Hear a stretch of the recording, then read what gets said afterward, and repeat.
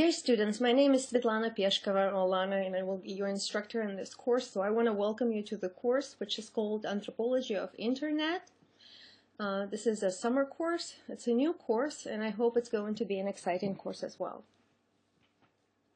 The focus of the course is obviously you students and your experiences online. It is the experiences online that led me to consider putting this course together. And I've mentioned in my introduction that it was my son that was an inspiration, who lives in his own house, in his own village, in the game called Minecraft, upstairs in my house, in my city of Portsmouth. So, yes, this course, Anthropology of Internet, is obviously about you learning about digital environment. It's about us learning from each other. It's about us learning from the readings. In order to accomplish this process of learning, we're going to read, we're going to listen to each other, we're going to write reflection papers and responses to the summaries that of the readings, the questions that we would pose it to each other. We're going to interact in this digital environment through the digital tools that are available to us. We're providing feedback to each other by observing and participating in online communities. So during this interaction, it is obviously not face-to-face interaction. It's an online course that is taught online, and it's about online life. So it is going to be an interaction, an internet interaction, facilitated by me. I will learn from you, you will learn from me, we will learn from each other, and hopefully I can share with you some of the knowledge that I have about anthropology and about internet. So the purpose, though, is to develop your digital voice, to make you a versatile individual in contemporary world, help you to understand and question your digital presence, and lead you to question some of the social relations that you have in your offline life, and social relations on a larger level. This process of learning is obviously facilitated by receiving feedback from others, including the instructor, and by providing feedback. So it's not a one-way street. I will be providing feedback to your responses, and you will be providing feedback to the others' responses and to mine responses as well. So I'm expecting it to be a two-way interaction. Since we are a small online community for this course, I've come up with a set of different topics for the course, which are organized in weeks and modules, and I will talk about them in just a minute. And although it may look a little bit messy to you, since it is an online interaction, it all makes sense. You know, in this madness, there is some sense of order, and I will try to convey this to you.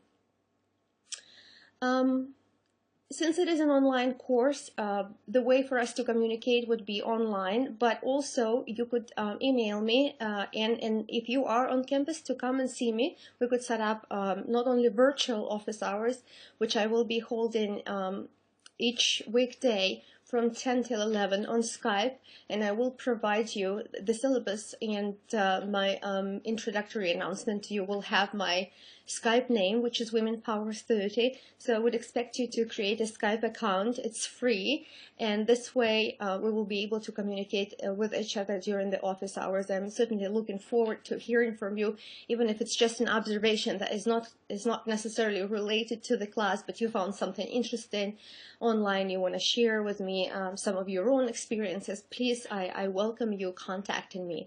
So it's either online contact or offline.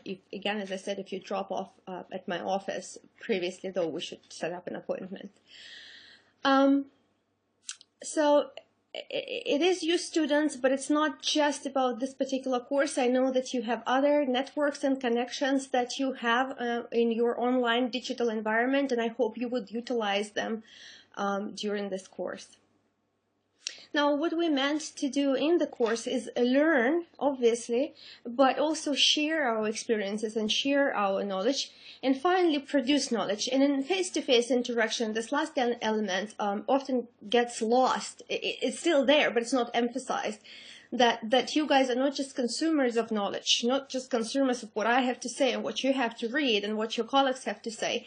You're not just people who share, who are a part of this environment, our online community, but you're also producers.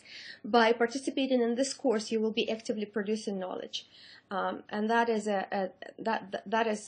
unique, that it is going to be observable online by the amount of data that this course is meant to produce. So, as I said, the course may look kind of messy because of its virtue of being online, but the topics that I came up with actually are supposed to make sense. So what we're going to be covering are going to be kind of general questions about what is anthropology and what is internet, but also particular areas. We will be looking at particular social networks. We will be looking at particular case studies, and lastly, we will be applying this knowledge. And you will have multiple opportunities. One of them, for instance, is going to be your e-ethnography. It's an observation and participation and interviewing and whatever else you may decide to come up with, like surveying on SurveyMonkey. It's a project that you will be conducting during this brief semester, which is supposed to be equivalent to a regular semester. And that's where whatever you've learned in the class about general and particular, you will be able to apply and see it working. It sort of will become your little toolbox, hopefully. Knowledge is critical, particularly in our contemporary society, and knowledge no longer comes from one singular source. It used to be that the teacher would provide knowledge to the students who would just simply consume it in a one kind of unidirectional manner, but as I've mentioned, our knowledge in this class is going to be coming from different directions. So I call this knowledge multi-sided knowledge, and it's not only me providing you with some feedback and presentations and trying to organize the material and to facilitate this course, but also you learning from each other, us learning from our experiences from online encounters and our offline sort of physical life, and trying to see the interconnections that exist. So the knowledge in this course is not unidirectional, it's multi-sided. Now, since it is multi-sided, it's going to come from various directions and in different forms, and obviously, by the virtue of being conducted online, the knowledge, the information that you guys are going to be receiving and giving back and exchanging with each other is going to be very much visual. For instance, they're going to be my presentations such as this one. They're going to be films that you will watch during the class, and they're going to be tons of YouTube videos, one of my favorite online tools. Another interesting element, I think, in this course is that the form of knowledge also will be a reflective, and that I call it a reflection here on the slide, and that would be you sort of getting knowledge, sharing knowledge, exchanging knowledge with each other, but also reflecting on this knowledge in a critical fashion. And one way of reflecting on this knowledge would be your blogging, your posts in, for instance, online literacy project that you will be conducting during the class. Another way of reflecting will be responding to the readings and responding to your colleagues' questions and responding to some of the feedback that your colleagues might provide. Another way to reflect the material would be answering questions that your colleagues posit, that I posit during the class, and finally summarizing the responses, summarizing your research, summarizing the readings. So reading is critical to online course. A lot of information is going to come to you in a printed format, in a digital printed format. And but reading isn't just going to be about you reading articles. It's not just about you reading books, but it's also about you researching stuff, looking at other sources of information. You observing online encounters, you observing social relationship online, you trying to articulate your experiences, and you doing all of that through critical lenses. So all of that would be in sort of, writing, reading format. Now, as I said, this course looks at general areas, at particular areas, and is attempting to apply the knowledge that you will receive in the class. As you're receiving it, you're applying it, and so you're finessing it, but you're also reflecting on it in a critical fashion. Now, 5 weeks of this course are divided into 5 modules, or rather each week corresponds to a module. And these modules are, the first one is cyberspace and anthropology, and it's sort of like a general module where we start with anthropology 101, we start with cyberspace 101, and then we'll look at some of the methods and learn about how other people conduct ethnographic research online. What are some of those methods? What are some of the tools that anthropology brings with itself in learning about online encounters, online communities, and social relationships online, and their feedback or their interaction with offline physical environment? Where after that module you will begin your ethnographic project. The second module would look at the cyber knowledge, because internet is a space of not only knowledge consumption but also production, and you are one of the producers or prosumers, the term that you will become familiar during the course of this short semester. The third module would look at self-identity and community, and those are critically important areas, because online virtual world is not just a space for personal self-expression, it's also a space for challenges, it's an emotional space, and it is a social space where you're interacting with others. The fourth module would look at gender and transnational space. First of all, even though we are or may become avatars in an online environment, we never can shed off our gendered identity. So it is interesting to see how that gendered identity gets played out in the virtual environment or in the cyberspace. And second, it's important to look at the transnational connections in knowledge production, consumption, and exchange, because internet, by virtue of being digital, you don't have to get a visa to visit another country. You don't have to get a permission to go in another village or somebody else's life. I mean, obviously, in some cases you do, but not always, and not that often.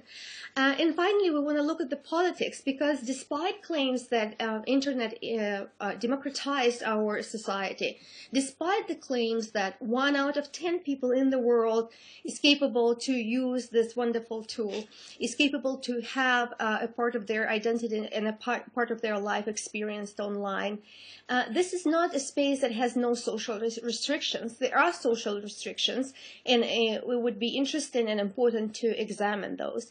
And finally, the same module, our fifth module, would also look at the dreams about the future. And you would discover that some of those dreams have come true already, and there are some other dreams. You know, how our world is going to look like 50 years from now. Would we still be typing, or would we be simply mentally creating image that then would materialize in images online? You know, what does this wonderful technology have to offer to us as a society and to each one of us as human beings? You know, what are we going to gain and what are we going to lose in this process? So it's important to use anthropological lenses in this course that is looking at cyberspace. And maybe in this sense, the course is different from other courses that you might have taken, which approach internet from a more kind of technological perspective. So it's important to keep in mind several anthropological principles, which I've tried to succinctly present to you here on the slide. Well, first one of them is that worldviews are not natural, but they are socioculturally constructed, or what I call they're socio-historical. The second principle, anthropological principle, is holism, which means that we are interconnected. Everything we do is interconnected. What we eat is interconnected, and how our political system functions. So how do those interconnections played out in online environment? How are we connected to it? How our online and offline lives are not separated? So this everyday interconnectedness is something that we'll keep in mind, because it's one of the anthropological principles. The third principle is that human knowledge evolves. It is not finalized. In fact, it's unfinalizable. As long as human societies exist, the knowledge is going to evolve. And it's a very interesting process because one outcome of it is that unless we learn in our experiences, history deems to repeat itself. So applying that principle to our learning about internet, I think will tell us something more, something in addition to just simply technological discussion. Now, next principle is that we affect each other, whether we want or not. By acting online or offline, we affect each other. By not acting online and offline, we affect each other. We affect each other. And that's just a part of our empirical reality. Now, the next one is that we adapt and we create. Human beings are adaptive indeed. We adapt to different environments. We negotiate, we change, but we also change the environment. We create something new. We are creative creatures. And so that we will keep in mind in this course. And finally, human beings always participate in the world. Again, the question is not whether or not you would participate. You are participating, but as Michael Walsh says, the question is how to participate, in what ways, not if you do or do not. So when we're looking at the material in the course, the material is sort of centers on three important areas. First of all, the material that we will be covering in this course looks at the function, and function is important. What does internet do for us? What do online communities do for us? What does cyberspace provides for us? Is it a space of creativity? Is it a space of self-expression? Is it a space of experience? Is it a space of control? Is it a space of reinvention? So what is its function? The second one is meaning. Meaning is critical. How do we interpret? How do we understand? How do we feel about cyberspace? How do we feel in our avatar bodies and in our physical bodies? What do we discover about the world and ourselves while living our life in cyberspace? And finally, final area important area is the structure. So when we talk about internet or digital world, and as much as social world and the kind of physical reality is structured, it has institutions, it has various organizations, the same way the life online is structured. So we're going to be looking into some of those structures. In other words, in this course, we will look at the function of internet, we will look at the meaning, and we will look at the structures. So there's some important questions that I think we ought to ask, or at least keep in mind while getting onto this journey of experiencing the digital world. And some of those questions are: what are the relations between physical and digital? How do we change the web, and how does it change us? The more we learn about others, the more we learn about ourselves. So what does this experience of interacting, learning from others, tell us about ourselves? How are we different from everybody else who is out there in the digital world, and how we all are the same? In what ways we're different, and what do we share? In what ways are we similar? And some fundamental questions such as, what is the meaning of human life? What does it mean to be human? What is the purpose of it all? In digital space lends itself to those kinds of questions, but I believe that these questions probably are not that different from the questions that we ask in our daily physical reality, or when approaching our daily physical reality. Maybe these are in fact the same questions, they just put in a different format, and that is something we ought to discover in this course. So organization of this course. Organization of this course is ultimately digital, but I want to remind you that 0 and 1 are the major fundamental digits that play a critical role, fundamental to the online encounters, do not exist by themselves. It's the human beings that produce that fundamental digital difference. It's the human beings that interpret that fundamental digital difference. So therefore, organization of the course, organization of our lives, online and offline, may be digital, but it's also and fundamentally human. So let's not us forget this.